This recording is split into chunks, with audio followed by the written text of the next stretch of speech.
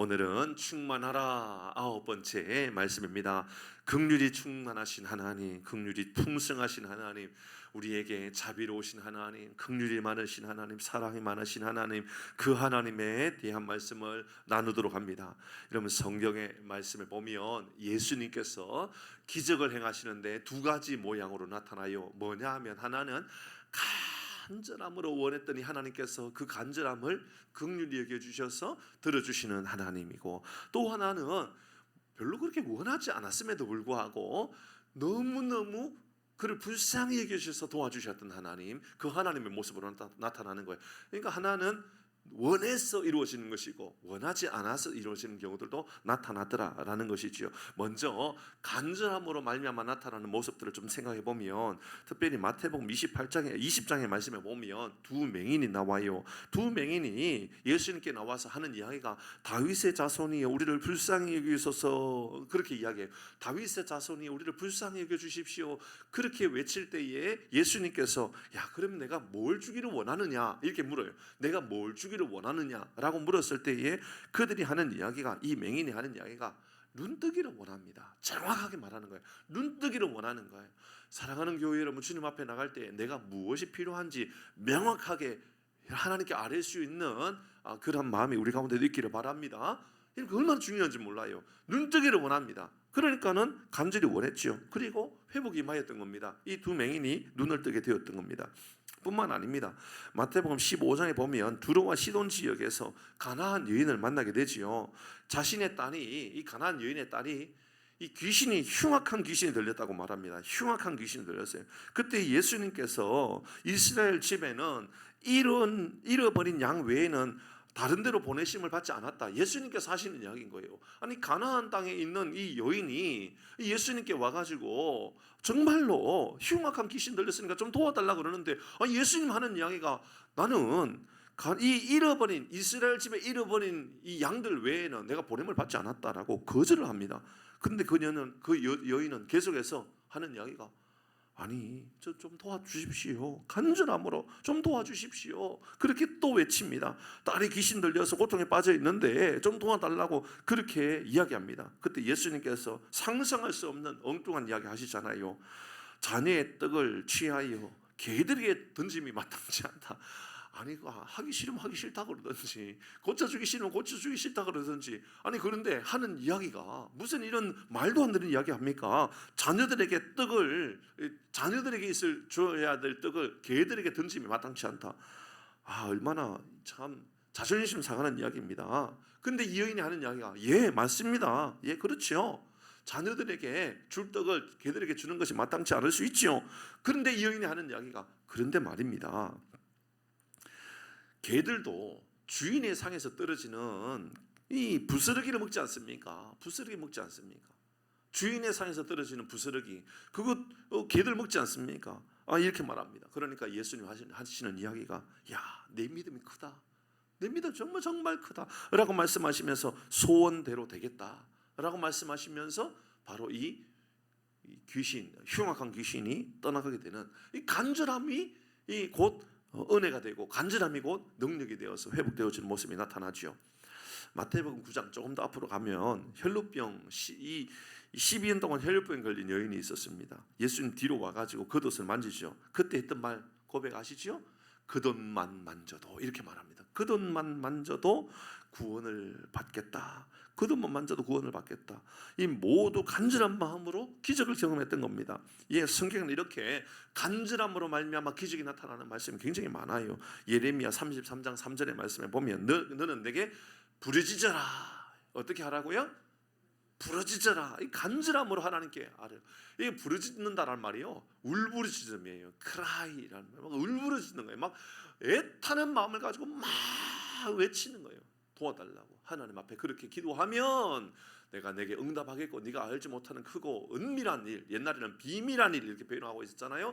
신비롭고 놀라운 일들을 내게 보여주겠다. 성경은 그렇게 기록하고 있어요. 그러니까 성경은 우리에게 이렇게 간절함이 기도의 응답이 이루어지게 되는, 간절함으로 말미암아 기적이 나타나는 이런 경우들이 있다라는 것이죠. 누가복음 11장 8절의 말씀을 보면, 내가 너에게 말하노니 그 다음에 비록 벗됨을 인하여서는 일어나지 주지 아니할지라도, 이게 밤늦게 와가지고 음식을 달라 할 때 벗으로 인하여서는 죽지 않는다, 주지 않는다. 그런데 하는 말이 간청함으로 인하여서는 일어나 그 요구들을 주리라. 간절함이 응답이 된다, 그 말입니다. 그런데 때로는 어떠한 목적도 어떠한 상관도 없이 어떠한 간절함에 그러한 고백도 없이 하나님께서 만들어 가시는 기적들, 그런 경우들도 꽤나 많이 나타납니다. 아니 얼마나 많이 나타나고 있는지 모릅니다. 그것을 우리는 긍휼이라고 말합니다. 긍휼. 원하든 원하지 않든 그가 예수님 보실 때에 필요할 때에 바람이 없었지만, 간절함이 없었지만, 아니 간절함이 이미 묻어져 있었을 수도 있는 거죠. 더 이상 간절함으로 요청할 수도 없는 그런 상황에 있는 사람이 있을 수도 있는 거죠. 그들에게 기적을 베풀어 주는 경우들이 꽤나 많이 나타납니다. 이런 먼저 오병이어 생각해 볼까요? 이러면 수천 명, 아니 수만 명의 사람들 아닙니까? 많이 모여져 있습니다. 그들이 예수님께 와서 예수님 우리 배고파요, 먹을 거 주세요 합니까? 없죠, 그죠? 아무도 그런 말을 하지 않습니다. 제자들이 예수님 여기 지금 수만 명이 모였습니다. 어른들만 5천 명이고요. 남자뿐만 아니고 여자들, 아낙네들, 아이들, 어른들, 할머니, 할아버지들 다 합치면 몇만 명이 될 수도 있는데 예수님 이들 어떻게 합니까? 먹여야 되지 않겠습니까? 예수님께 그렇게 요구하지 않아요. 근데 예수님은 오병이어의 사건, 이런 그들을 다 먹이시는 장면이 나오죠. 베데스다에 38년 된 병자도 마찬가지입니다. 신기합니다. 요한복음 5장의 말씀에 보면 베데스다에 많은 병자들이 있습니다. 이 물이 움직일 때 제일 먼저 들어가면 낫겠다라는 그런 소문을 듣고, 그 이야기를 듣고 다들 우물가에 그렇게, 연못가에 그렇게 다들 모여 있었던 것이죠. 그는 38년 동안 누워있는 사람이었습니다. 아무것도 할 수 있는 능력이 없는 겁니다. 예수님께서 이 사람에게 낫고자 하느냐라고 물었어요. 그러니까는 예수님 저 좀 고쳐주세요라고 말하지 않아요. 예수님께서 먼저 하시는 이야기가 낫고자 하느냐. 이건 달리 말하면 너는 네가 부족하고 너가 지금 필요한 게 뭐냐라고 분명하게 예수님이 물으신 거잖아요. 예수님이 묻는 거란 말입니다. 뭐가 필요하냐, 뭘 도와주기를 원하느냐라고 예수님께서 낫고자 하느냐라고 물었습니다. 그런데 이 38년 된 환자가 하는 이야기가 낫고자 합니다 라고 말하는 것이 아니에요. 그가 하는 말이, 이 물이 동함이 생기는 동안에, 물이 흔들리는 사이에 나를 저 물에 넣어줄 사람이 없습니다 라고 말을 하는 거예요. 넣어줄 사람이 없습니다. 그건 이상한 이야기입니까? 당연한 이야기입니까? 당연한 이야기죠. 당연한 이야기죠. 이왕 공순남 권사님께 이야기했으니까, 예를 들어서 공순남 권사님이 우물에 제일 먼저 들어가면 낫겠다라는 말을, 어떤 소문을 들었어요. 그리고 공순남 권사가 거기 있는 거예요. 서 있으면서 저한테 목사님 물이 동할 때 목사님이 저를 좀 넣어주세요. 그렇게 막 하면 제가 평소에 대답해 하겠죠. 할 겁니다. 그러다가 물이 동하면 제가 먼저 뛰어 들어갈까요? 권사님을 데리고 들어갈까요? 제가 이상한 건가요? 아니면 우리 모두가 그러한 이기적인 마음이 있을까요? 한번 생각해 보자는 말이에요. 누군가를 그렇게 도와주겠다고요? 에이, 진짜 그럴까요? 아니요. 내가 필요한 게 더 중요한 거 아닐까요? 내가 치료받고 싶겠죠. 그러니까는 물이 동할 때에, 물이 움직일 때에 나를 저 우물가로 넣어줄 사람이 없습니다. 그걸 바랍니까? 그게 됩니까? 그게 가능할 일입니까? 안 되죠. 누가 그거 해줍니까? 그러니까 38년 동안 어리석은 삶을 그렇게 살아왔던 겁니다. 여러분, 눈 뜨고 바보짓 하고 있는 거예요. 이 사람은 앞을 보고 있지만 앞을 보지 못하는 사람, 말 못하는 사람, 별의별 환자들이 있을 거 아니에요. 다리를 저는 사람, 중풍병, 별의별 사람들이 있을 텐데 굴러가더라도 다 먼저 뛰어 들어가지 이 사람이 넣어줄 수 있는 사람이 어디 있습니까? 아무도 그를 도와줄 사람이 없을 겁니다. 이 사람이 먼저 이 물에 들어갈 가능성은 없는 거죠. 예수님은 38년 된 이 병자, 간절함과 아무런 상관없이 예수님께서 이렇게 말씀합니다. 물에 넣어주는 것이 아니라 내 자리를 들고 걸어가라, 이렇게 말씀합니다. 내 자리를 들고 걸어가라. 달리 말하면 이 사람에게 지금 문제는 자리를 들고 걸어가야 되는 것이죠. 누워 있어야 될 문제가 아닌 것이지요. 누군가가 내 자리를 조금 물가로 좀 넣어줄 수 있는, 이게 가능한 게 아닌 겁니다. 그러니 자신의 의지로 안 되는 거죠. 자신의 노력으로 안 되는 겁니다. 자신의 수고로도 안 되는 겁니다. 자신의 능력으로 안 되는 겁니다. 어떤 방법으로도 안 되는 이 38년 환자, 이 사람은 본인이 앞으로 나를 누군가가 물속으로 넣어줄 사람이 있을 거라고 하는 기대감이 있을까요? 없지요. 뭐 그런 기대감을 왜 하겠어요? 그냥 아픈 것이 익숙한 것이고 어려운 것이 익숙한 것이지요. 근데 예수님께서 그에게 내 자리를 들고 걸어가라. 예수님은 그에게 긍휼을 베풀어 주신 것입니다. 나인성 과부도 한번 생각해 볼까요? 나인성 과부에게 아들이 있었습니다. 누가복음 7장의 말씀에 보면 나인성에 사는 이 성문에 많은 사람들이 죽은 시신을 가지고 이 시체를 가지고 이 장례 행차를 하고 있었습니다. 이 사람은 과부라고 기록하고 있죠. 남편도 없습니다. 독자 아들이 있었는데 이 독자 아들이 죽어서 시신에 메고 사람들이 장례 행차를 하면서 울면서 나가고 있었던 겁니다. 예수님께서 말씀합니다. 불쌍히 여기시면서 하는 이야기가 울지 마라. 그리고 이 관에다가 손을 얹고 예수님 하시는 이야기가 일어나라 이렇게 말씀합니다. 이러면 여러분 죽음 앞에는 사실은 모든 사람이 아무런 소망이 없는 겁니다. 죽음의 행차 앞에 나갈 때에 이러면 시신에 손을 얹으면서 멈추어 세워서 일어나라라고 말할 수 있는 사람은 세상에 아무도 없습니다. 이 엄마도 과부였던 나인성 과부도 이 남편도 없을 뿐더러 자녀가 죽었을 때에 살릴 방법도 없고 소망도 없고 이러면 그 죽음의 행차를 멈추어 세울 수 있는 아무런 방법이 없습니다. 근데 예수님께서 이 죽음의 행차를 멈추어 세우시지요. 그리고 일어나라. 여인을 향해서는 울지 마라. 이러면 이것이 바로 긍휼입니다. 아무런 소망이 없고 아무런 능력이 없습니다. 아무런 살릴 길이 방법이 없는 것이지요. 그런데 이 여인은 원한 것도 아닙니다. 아니 원할 수도 없는 거죠. 그렇죠? 원할 수 있습니까? 없죠. 그냥 이 여인은 더 놀라운 것은 기도한 것도 아닙니다. 맞죠? 그렇죠? 기도도 안 했습니다. 예수님 살리셨습니다. 이게 뭐죠? 긍휼입니다. 긍휼. 이런 사건들의 특징들은요 다 한결같이 긍휼하신 하나님의 모습을 보여줍니다. 오병이어 사건 말씀드렸는데요. 오병이어 사건에 나오는 하나님의 말씀을 볼까요? 예수님의 긍휼하심이 이렇게 드러납니다. 마태복음 15장 32절 같이 읽어봅니다. 시작. 예수께서 제자들을 불러 이르시되 내가 무리를 불쌍히 여기노니. 보시죠. 긍휼의 시작은 불쌍히 여기는 마음부터 시작합니다. 그 다음에 계속합니다. 그들이 나와 함께 있은 지 이미 사흘임에 먹을 것이 없도다. 길에서 기진할까 하여 굶겨 보내지 못하겠노라. 예수님께서 불쌍히 여기는 마음입니다. 그들이 이제는 기진하여서 이제는 더 이상 아무런 힘이 없어서 먹을 것이 없으니까요. 근데 예수님이 하시는 이야기가 굶겨 보내지 않겠다. 사랑하는 성도 여러분, 우리 주님께서 우리의 일생에 일용할 양식을 공급해 주시는 하나님이신 줄 믿으시길 바랍니다. 여러분의 먹고 마시는 문제 앞에 너무 고민하지 마시고 너무 걱정하고 살지 마세요. 오병이어의 기진의 말씀에 보니까 예수님께서 분명히 그들을 불쌍히 여겨서 기진할까 하여 굶겨 보내지 아니하겠노라. 너무너무 은혜로운 말씀 아닙니까? 우리 주님 우리를 향하여 굶겨 보내지 않겠다. 이게 바로 긍휼의 마음입니다.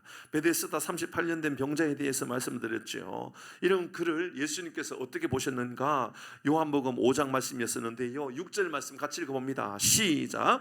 예수께서 그 누운 것을 보시고 병이 벌써 오래된 줄 아시고 이러시되, 벌써 병이 오래된 줄 아시고 이 말씀 안에는 이 사람이 아무런 희망이 없구나. 오래되었다라는 것은 더 이상 이 사람이 들어갈 수도 없고 소원도 없고 아무런 가능성이 없다라는 것을 아셨다 그 말입니다.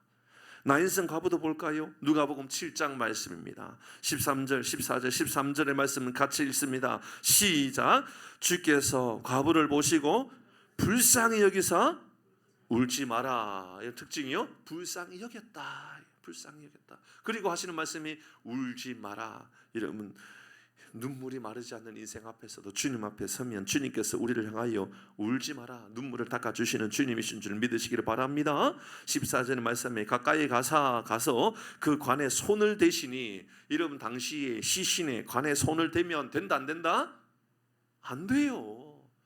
저주가 임하는 거예요.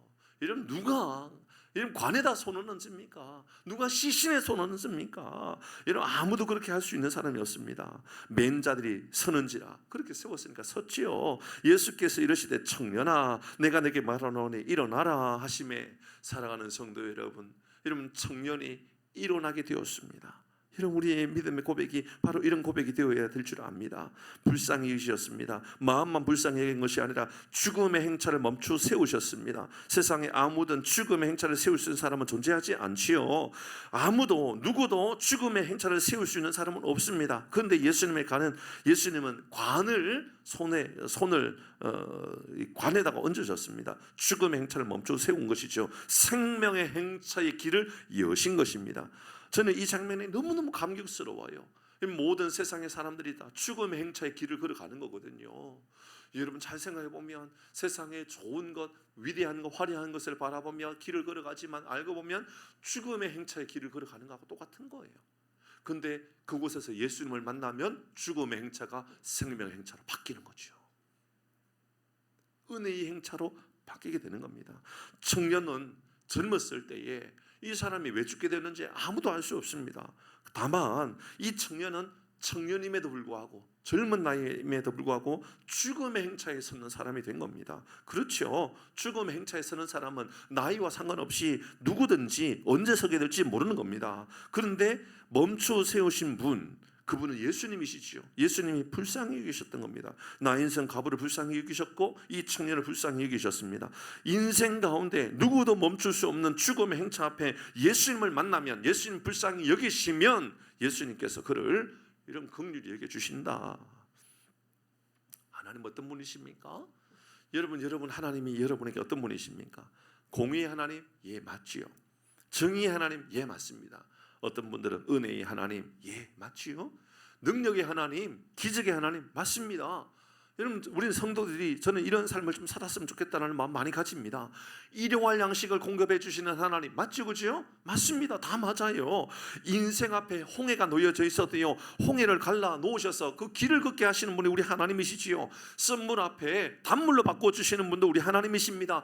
이런 반석에서도 물을 내시는 분이 우리 하나님이십니다. 불가능할 것처럼 보여지는 모든 상황 속에서도 우리 주님께서는 여러분 하시는 하나님, 이루시는 하나님, 여러분 능력을 나타내 주시는 하나님입니다. 그런데 가장 정확한 한 가지는 꼭 우리가 잊으면 안 되는 말이지요. 이런 기적의 하나님이나 홍해를 갈라주시는 하나님이나 일용할 양식을 하나님께서 공급해 주시는 것 다 잊어버려도요, 반석에서 물을 낸다는 것을 잊어버려도요, 절대로 잊어버리면 안 되는 한 가지가 있다면 긍휼의 하나님의 긍휼의 하나님.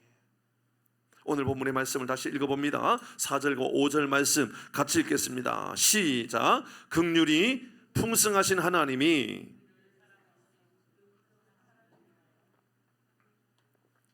5절입니다. 시작. 너희는 은혜로 구원을 받은 것이라. 아멘. 여러분 성경에 오늘 말씀에 온갖 좋은 것들, 여러분 오늘 우리가 말씀을 계속 이 긍휼에 대한 말씀을 나누게 되는데, 이 성경은 온갖 좋은 것들을 분명히 우리에게 내려주시는 하나님이라고 이야기하고 있어요. 온갖 좋은 것들, 앞에 말씀드렸잖아요. 일용한 양식이나 쓴물을 단물로 바꾸어 주시거나 반석에서 물을 내시거나 홍해를 건너가게 하는 것 다 좋은 일이거든요. 능력을 베풀어 주시는 하나님, 기적을 만들어 가신 하나님, 얼마나 좋은 하나님입니까? 야고보서 1장 17절의 말씀에 보면 온갖 좋은 은사와 온전한 선물이 다 위로부터 우리 하나님으로부터 내려온다. 성경은 분명히 온갖 좋은 선물들이 다 하나님으로부터 우리에게 온전히 내려온다 약속하고 있어요. 그러니 하나님께 구하고 하나님의 은혜를 바라보고 살아가는 얼마나 중요한지 몰라요. 그런데요, 가장 좋은 길도 우리에게 주시는 분이죠. 고린도전서 12장 31절 같이 합니다. 시작.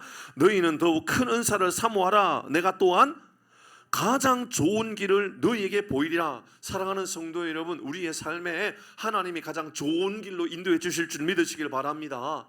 인생에 얼마나 많은 길들이 있어요. 근데 우리는 분별력이 없을 때가 있잖아요. 어디로 가면 좋을지, 어떤 길로 가면 좋을지 모를 때가 있단 말입니다. 근데 하나님은 우리에게 어떤 길을 주시는 분이시냐면 가장 좋은 길, 선한 길. 그래서 지난번에도 말씀을 드렸던 것처럼 시편 23편의 말씀처럼 내 평생에 우리 주님께서 선하시고 인자하시며 평생 나를 따를 것이라고. 이런 이 얼마나 아름다운 고백입니까? 그렇습니다. 사랑하는 성도 여러분, 믿음의 삶을 살아가면 하나님 우리에게 좋은 길을 우리에게 항상 예배해 주신 줄 믿으시기를 바랍니다. 좋은 길이 뭡니까? 온갖 좋은 것들, 이러면 그건 영원한 것인가요? 사실은 알고 보면 영원하지 않는 것을 우리에게 영원한 것처럼 생각하고 살아갈 때가 있어요. 일용할 양식은 왜 일용할 양식이죠? 오늘 먹고 저녁 되면 배고프고 내일 아침 되면 배고프니까. 그렇죠? 그러니까 일용할 양식인 겁니다. 한 번 먹고 영원히 배 안 고프면 좀 좋겠다고 생각하지만 여러분 사실 인생이 그렇지 않잖아요. 필요한 에너지를 쓰기 위해서는 먹고 나면 저녁 되면 다시 배가 고파지잖아요. 다음 날 되면 배고파지죠. 영원한 게 어디 있습니까? 여러분 병원에 가서 치료를 받으면 지난주 이제 주중에 말씀을 드렸었는데 제가 병원에 가 보니까 병원에서 의사 선생님 하는 이야기가 제가 그날 하루 종일 제가 자랑하고 다녔어요. 막 집에 와서 자랑하고 다른 사람에게 뭐 우리 교육자한테도 자랑하고 또 다른 목사님한테도 자랑하고요. 뭐냐니까 제가 최근에 병원에 가니까는 간 치수도 정상이다, 콜레스테롤도 정상이다, 신장도 콩팥도 정상이다, 뭐 당도 정상이다, 혈압도 정상이다, 뭐도 정상이다, 다 정상이라는 거예요. 우리 공무원사님 되게 기분 좋아하시네요. 좋지요. 제가 기분이 좋으니까는 제가 막 소문을 막 내고 다녔어요. 그러면 이 건강함이 영원할까요? 언젠가는 또 아플까요? 영원히 안 아프면 좋겠지만 아프잖아요, 그죠? 또 아프단 말입니다. 제가 원래 평소에 아프다 그런 말이 아니에요. 제가 뭐 운동하면서 열심히 체력을 잘 만드는 것이 중요하다고 생각하기 때문에 노력을 하니까 건강해지는 거예요. 근데 조금만 또 건강 관리 안 해보세요. 또요, 또 당이 막 올라가고, 막 간 치수가 올라가고, 뭐 이것도 안 좋고 저것도 안 좋고. 제가 한동안은요 간이 안 좋다 그래가지고 간장제를 매일 먹었었어요. 매일. 얼마나 안 좋은 일이에요. 우루사 같은 거 있잖아요. 그거 매일 먹는 거예요. 근데 의사가 하는 이야기가 목사님 이런 거 먹을 필요 없어요. 목사님 이렇게 건강한데 왜 먹어요? 그러니까 제가 얼마나 기분 좋은지 몰라요. 이런 그렇다고 이게 영원히 가는 게 아니잖아요. 여러분 이곳에 나는 영원히 살 것 같아요 하는 분 손 들어보세요. 나는 영원히 죽지 않고 살 것 같아요 하는 분 손 들어보세요. 제가 그분을 예수님이라고 제가 모시고 살아가려고요. 여러분 우리 가운데 누가 영원히 삽니까? 영원한 건강을 누가 가지고 살아가고 영원히 가질 수 있는 게 뭐가 있습니까? 물질은 어떻습니까? 여러분 물질이 영원히 내 삶에 붙어 있습니까? 아니잖아요. 내가 떠나면 결국은 물질하고 나하고는 헤어져야 되잖아요. 그러니까 세상의 모든 것들은 가장 좋은 것은 바로 알고 보면 우리가 생각했던 좋은 것들은 언젠가는 우리를 떠나게 되어야 되는 것들이 너무 많은 거예요. 가장 좋은 것, 가장 위대한 것은 우리를 위한 주님의 사랑이고 주님의 긍휼하심인 줄 믿으시기를 바랍니다. 몇 주 전에 우리는 예수님은 우리에게 은혜 위에 은혜로다 그래서요. 우리 주님이 우리에게 베풀어 주신 은혜가 있는데 그보다도 더 큰 은혜, 그러니까 은혜 위에 은혜, 은혜가 있지만 그보다도 더 큰 은혜, 주님 우리를 사랑하신 그 크신 사랑의 은혜, 그 사랑이 내 삶을 통하여 다른 사람에게도 흘러가게끔 하는 은혜. 오는 게 있고 있어야 가는 게 있지. 그건 세상 사람들 하는 이야기죠. 오는 게 없어도 가는 게 있는 삶을 살아가는 거예요. 이런 삶을 살아가는 거예요. 다른 사람은 나를 이런 좋지 못한 이야기하고 다른 사람은 나를 비난한다 할지라도 내 마음 안에는 은혜 위에 은혜의 삶을 살아가려고 결단하는 거죠. 그게 바로 은혜 위에 은혜, 예수님의 모습이었습니다. 여러분 은혜 위에 은혜 뿐만 아니라 우리에게 사랑을 더하는 삶에 대해서도 말씀을 나누지 않았습니까? 사랑을 더하기 위하여 우리의 삶에 필요한 것들 무엇이었죠? 우리는 용납하고 용서하고 살아가는 마음들이 우리에게 얼마나 필요하다고 했는지 모릅니다. 요한복음 3장 16절의 말씀에 하나님이 세상을 이처럼 사랑하사 독생자를 주셨으니, 여러분 우리를 너무너무 사랑하셔서 당신의 아들까지 우리를 주신 거예요. 여러분 이것은 넘치는 사랑이지요? 넘치는 긍휼하심 줄 믿으시길 바랍니다. 세상에 이런 사랑이 어디 있습니까? 여러분 우리를 구원하기 위하여 당신의 아들을 여러분 우리에게 보내주셨다. 여러분 우리가 멸망하지 않도록 당신이 십자가에 지신 것입니다. 은혜 위에 은혜, 십자가입니다. 긍휼의 풍성하심, 십자가의 사랑을 말하는 겁니다. 말씀을 좀 적용해 볼까요? 예수님이 그 큰 사랑, 그 큰 긍휼을 우리가 받았다면 우리의 마음도 조금 더 긍휼의 마음이 많아야 될 것 같아요. 사랑의 마음, 자비의 마음이 좀 더 많아야 될 것 같아요. 사회는 이러면서 우리가 생각하는 만큼 그런 긍휼이 없습니다. 가정도요, 사실은 긍휼이 없고요. 판단하기 바쁜 게 가정인 것 같아요. 내 남편이 이렇다 저렇다, 자식이 이렇다 저렇다, 부모가 이렇다 저렇다. 여러분 목사가 이렇다 저렇다라는 말들로 얼마나 많이 하는지 몰라요. 여러분 이거 여러분에게 복이 아니에요, 그죠? 여러분에게 복이 아니에요. 교회가 이렇다 저렇다, 여러분의 교회가 이렇다 저렇다, 여러분 그게 얼마나 안 좋은 일입니까? 최근에는 학교가 이렇다 저렇다, 교육이 이렇다 저렇다, 부모가 이렇다 저렇다, 선생님이 이렇다 저렇다. 우리 사회는 지금 긍휼, 자비, 사랑 이런 이야기는 다 사라져 버리고 판단만 남아있는 시대에 살고 있는 것 같아요. 판단. 학교가 이렇다 저렇다, 교육감이 이렇다 저렇다, 이런 교육부 장관이 이렇다 저렇다, 이렇다 저렇다만 남아있는, 판단만 남아있는 시대에 오늘 성경은 우리에게 긍휼이 많으신 하나님 우리에게 오셨습니다. 우리에게 긍휼의 삶을 살아가라는 것이지요. 만약 예수님 우리에게요 심판자로 오셨다고 생각해 보시기를 바랍니다. 그럼 우리 가운데 살아남을 사람이 누가 있습니까? 이러면 심판자로 오셨습니까? 생명을 구원하는 사랑으로 우리에게 오셨습니까? 예수님 여러분에게 심판자이기를 원하십니까? 사랑을 베풀어 주시는 긍휼이 많으신 하나님이기를 원하십니까? 예수님 우리에게 심판자라면 우리 중에 지옥 가지 않을 사람이 누가 있습니까? 다 지옥 가게 되지요. 이런 우리 모두는 죄인 아닙니까? 그런데 그 큰 사랑을 인하여 우리가 구원을 받았다. 오늘 본문의 말씀 그렇죠? 그 큰 사랑을 인하여 우리가 다 구원을 받았다라고 이야기하고 있습니다.